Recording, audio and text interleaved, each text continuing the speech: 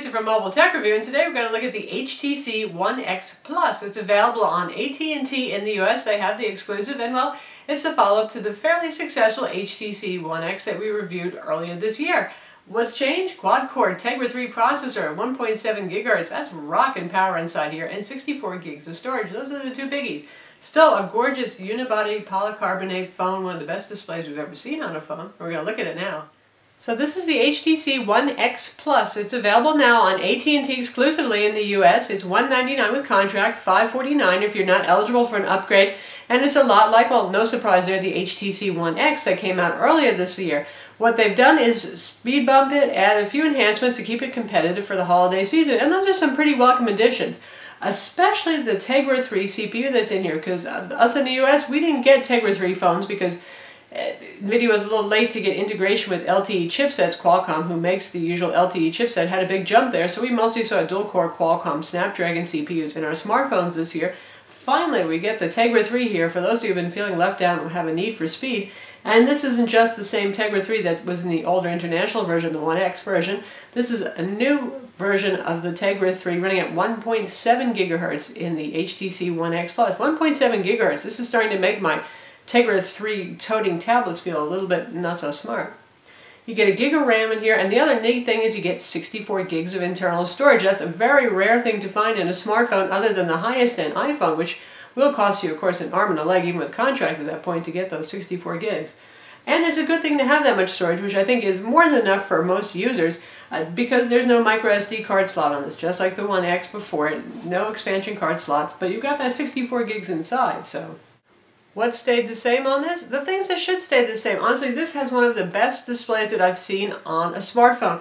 It's not just that it has high pixel density, though it does. It has 312 ppi pixel density, but they've got that fused glass displays, Gorilla Glass, and it looks like the picture is just painted on the screen. It's really phenomenal looking, and you've got the little rolled glass edge on this that really just highlights that. And you can see the viewing angles are also quite good, other than we're picking up a little bit of glare here.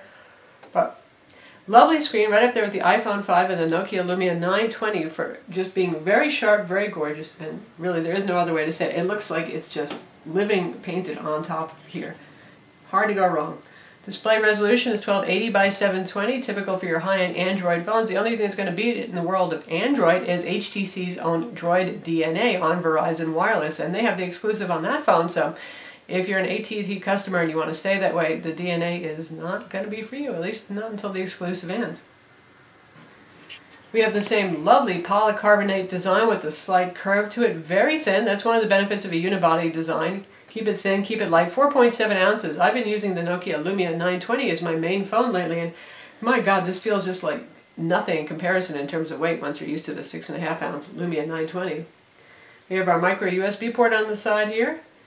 Yeah, and this is kind of a rough, almost reminds me of that auto undercoating finish that's kind of in fashion right now finish. Looks really cool, it's very grippy, you're not going to drop this very easily like you will the Samsung Galaxy S3, which is slippery like a bar of soap. And it is not as delicate as the Nexus 4, which has a glass front and a glass back. It is not available in white. The One X was available in your choice of gray or white. This one just comes in pretty much what I would call a matte black. So good looking. It does pick up fingerprint oil. A damp cloth will get rid of those, but that's one thing that's not so great. Beats logo here. Yes, it does have Beats audio. And we still have our 8 megapixel camera here with LED flash that sticks up a little bit. It's kind of that porthole design, but it doesn't stick out or look as sticking out, I should say, compared to the white model of the One X, which had the silver surround, really made it stand out. But it's not sticking out so much as to cause wobble on the desk, and that's a good thing. If we put it down and, you know, it's not flopping all around unless we really poke hard on the side. So it's pretty stable, so that's a good thing. And again, look at the viewing angle here. As I have it flat, you can still see that screen really nicely.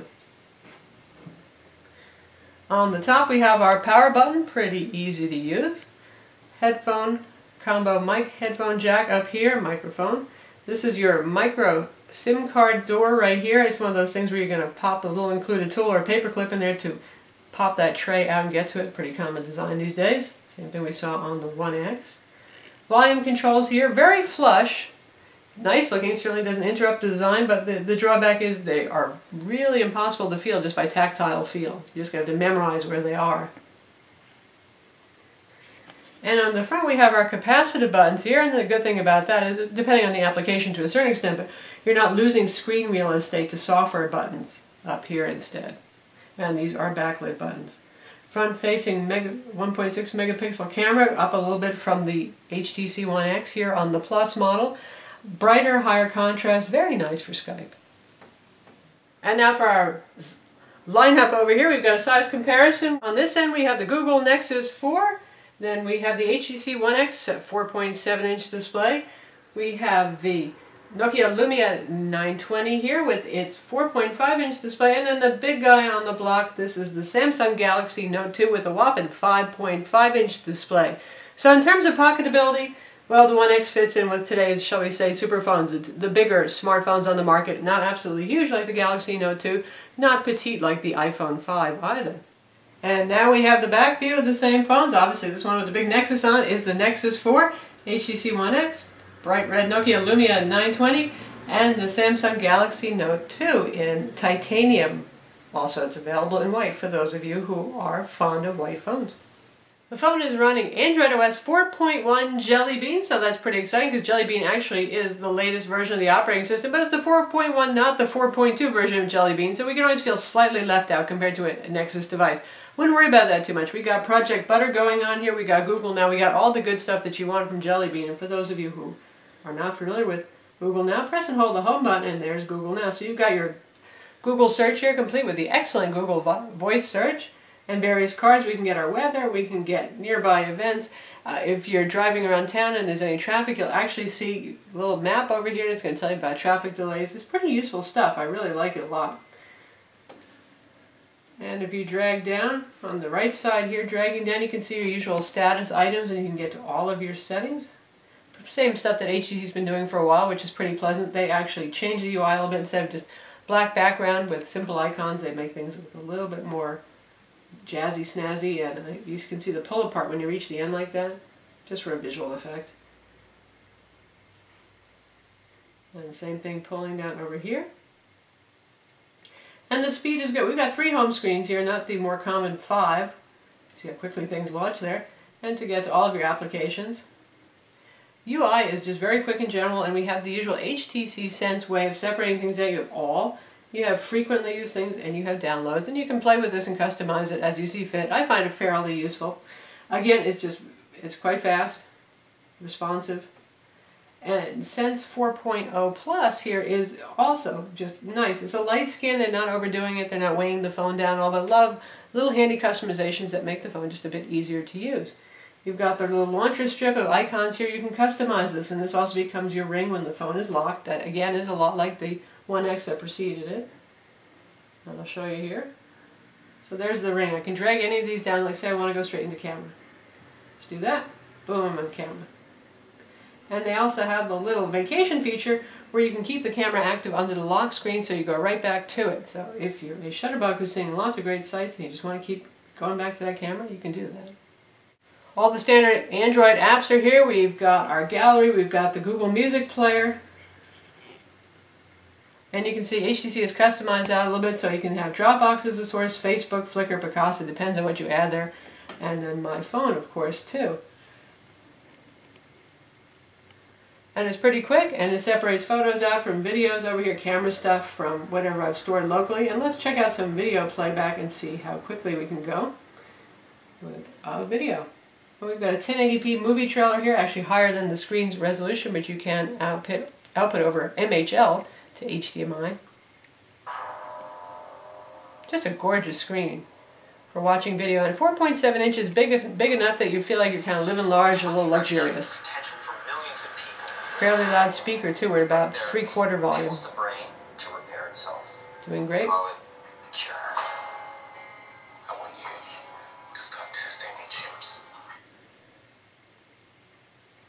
And of course you can put Netflix on this, you can watch YouTube, there's a dedicated YouTube app on this. And when it comes to Adobe Flash Player, interestingly there is actually a placeholder for Adobe Flash, and we can see here in menu items for options we have the usual, look at your bookmarks, look at your history, choose desktop mode and enable Flash Player, but Flash Player is not installed here. But for those of you who want to sideload it, you can go to Adobe's site, find it, put it on your phone. and install it, you can get Flash going on this if you want. By default, this comes with the old Internet Web Browser, the WebKit web browser. Chrome is not preloaded. Of course, that is just a free download away. And I think HTC did that because, well, they wanted to do some of these customizations over here. And also they had an annoying little AT&T toolbar down at the bottom for social sharing and stuff like that, which you can get to under settings and turn off. You don't have to look at that if you don't want to. Zooming speed is fast and fluid. I mean, this is one rockin' fast flying phone here. And we'll check out some streaming playback to a look at the Droid DNA video review here. To stream the HTML5 version of the YouTube.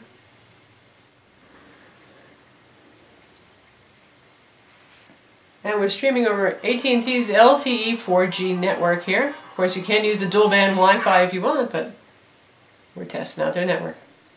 This is Lisa from Mobile Tech Review, and today we're looking at the HTC Droid DNA, one of the cooler phones that we've seen from HTC in a while. Plays beautifully. From them this year, but 5-inch 1080p display. That is a... So there's your HTML5 streaming YouTube video, and again, for the adventurous of you who know how to do that, you can still load Flash on this. HTC has customized the calendar just a little bit. You can see we get things like the local weather based on our location right here, which is handy. Month view, nothing too exciting to see right there, and then we have the usual agenda view as well. The People app integrates with your Facebook contents if you like for a little social networking love. And they also have their own music player, which is, again, same thing you see on the One X, but I like it a lot. And you can choose different sound sources depending on what you've downloaded here in terms of music playback applications. SoundHound and TuneIn Radio are pre-installed on the phone, so they show up. And you can look at my own collection right here.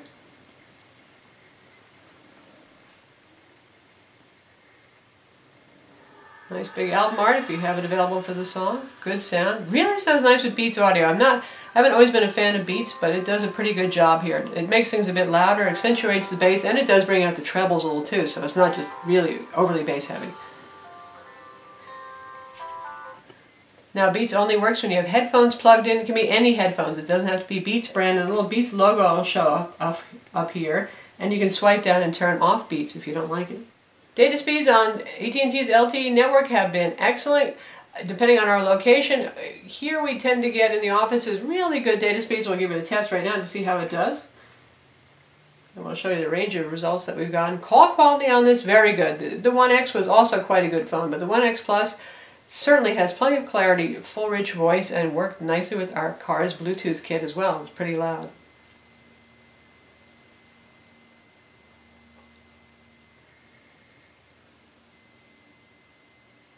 And there's an unusual thing where you actually see upload speeds being faster than download speeds. We got a 13.3 megabit per second down, 16.2 up. And in our results here, taken in several locations, you can see the fastest that we got was 21.3 megabit down, and that was paired with a 15 megabit up. But overall, top speeds here, and this phone does have the mobile hotspot feature, so you can use this as a wireless modem for your tablet, your laptop. And here we are in the camera applications. A capable camera, fast 2.0 lens, backside illuminated sensor has HDR, can do panorama mode, can just about do everything, including making your toast in the morning. 28mm wide angle lens, and you can shoot photos while simultaneously shooting video. In fact, if you're just watching any video, you can take photos of the video. So if there's a real favorite scene you have and you want a still shot from that movie, you can do that. And you can choose between your camera mode and your video camera mode right here, and you have access with that little icon right there to previously taken shots, and focuses very quickly. Consider we're quite close to our subject. I'm impressed. It's just instantaneous. And the minute you switch to video, it starts shooting video, so be ready for that. And if you want to take a picture meanwhile, we can do that. Doesn't make any sound though, so you don't hear it tst, tst in the middle of your video. Does a good job. It is not as good at low light as a Nokia Lumia 920, which has got to be one of the best camera phones I've seen for shooting low light 1080p video, but this does quite a good job. It's still one of the top camera phones on the market today. It holds its own against the Samsung Galaxy S3 and the Samsung Galaxy Note 2. Now if you want to quickly take a look at our photos and our videos, there's our video. And there's the photo that we took. Looks rather nice. And there's a bunch of modes for the camera as well. You have night mode, which can help actually improve those dark shots. Effects, you name it, it's there. For benchmarks, this thing does extremely well, as we expected it would. It's got one of the fastest CPUs you're going to find in a smartphone right now. And you can see right now we have the AnTuTu benchmark up 16,111. That's an all-time high for scoring. The LG Optimus G comes pretty darn close to that, but it's still behind. On Quadrant, we scored 7591. Again, that's right up there with the Optimus G as one of the fastest phones. And the Optimus G manages 7235, a little bit lower. And on AnTuTu, it had 11,000 score. GL Benchmark 2.5 for the Egypt Classic test. We scored 55 frames per second. Very respectable, pretty solid. Not as wildly ahead of the pack, though, because Qualcomm does a pretty good job with their graphics also. And lastly, for SunSpider JavaScript test, where lower numbers were better, we scored a 1029, making it one of the fastest phones, though still not being the iPhone 5 or the Lumia 920, which both scored in the lower 900s. But that's certainly better than the bulk of Android phones that are still scoring around 1800. And that's using the default web browser that's bundled, the Android WebKit web browser, and not Chrome, because Chrome always is a little bit slower for some reason when it comes to SunSpider JavaScript tests. HTC increased the battery size from the One X to the One X Plus. It's now 2100 milliamps. That's up 300 from the One X. And it needs that extra power because the Tegra 3 is a thirsty little CPU. Yes, it is. Now, if you're just doing normal, non-demanding tasks, phone calls, playing music, even just playing video, battery life is going to be identical to a Qualcomm S4 dual-core CPU. But when you play games with this, the more demanding 3D games, or if you use LTE heavily, you're going to notice the battery drain a bit faster. With moderate use, which includes some phone calls, watching a couple of YouTube videos, push email turned on, hitting some websites, background music playback, that kind of thing, I had no trouble making it through a full day, from 7 a.m. to 10 p.m. at night before having to put it on the charger. So that's really on par with the Galaxy S3 and the HTC One X's competitors, and even the Nokia Lumia 920. Now, if you're playing games, it's going to drain faster. I would say you're definitely going to want to get a spare charger to carry around with you, or just keep your charger with you since you can't swap in a spare battery. This is a sealed inside battery.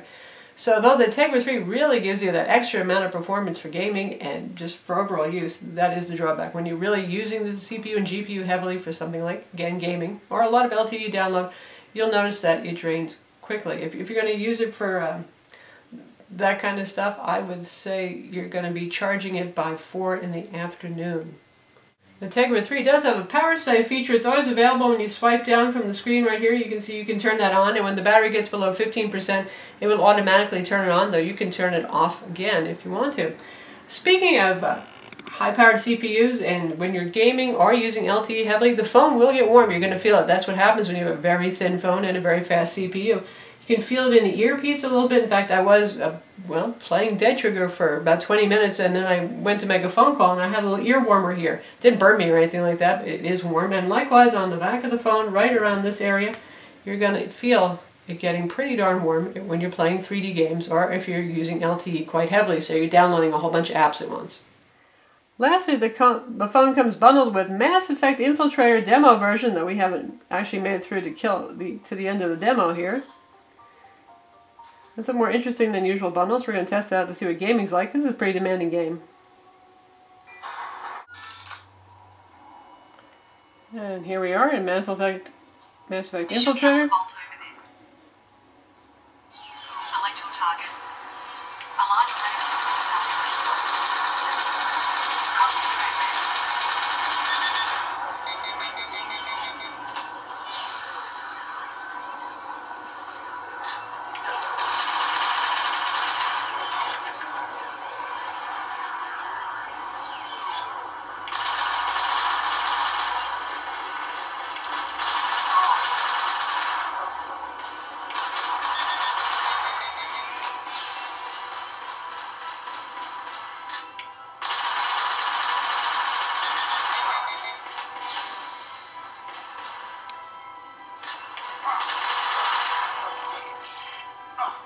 Plays just fine, certainly a demanding enough game.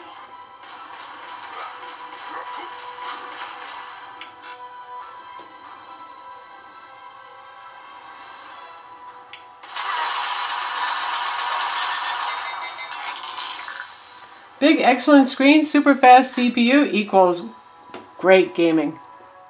The phone has NFC. You can see the little NFC icon right up there. Again, dual band Wi-Fi, Bluetooth as well.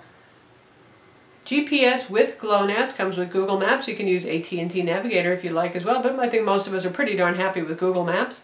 So who's this phone for? Anybody who's looking for a higher-end smartphone on AT&T. I mean, right now AT&T has an excellent lineup of higher-end smartphones in the $199 price point. You've got your iPhone 5, of course, but you've also got the Galaxy S3. You've got the LG Optimus G, also a fine phone. HTC One X Plus here, and honestly, you can't go wrong with any of them.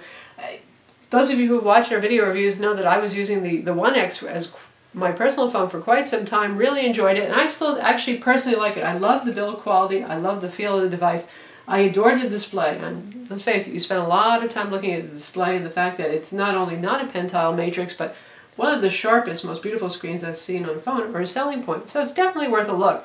The drawbacks, of course, if you're comparing it to something like the Samsung Galaxy S3, is no removable storage in the form of a micro SD card, though with 64 gigs of internal storage, I don't think we're going to feel too bad about that, and you cannot pull the battery out. I'm sure we'll be back with some smackdowns with this guy and some of the top AT&T phones on the market, probably the Nexus 4 as well, so it's not the last you've heard of it. So that's the HTC One X Plus. It's available now, $199 on contract. Certainly one of the nicest high-end Android smartphones you can get, one of the nicest smartphones in general. I'm Lisa from Mobile Tech Review. Visit our website for the full review, and don't forget to subscribe to our YouTube channel.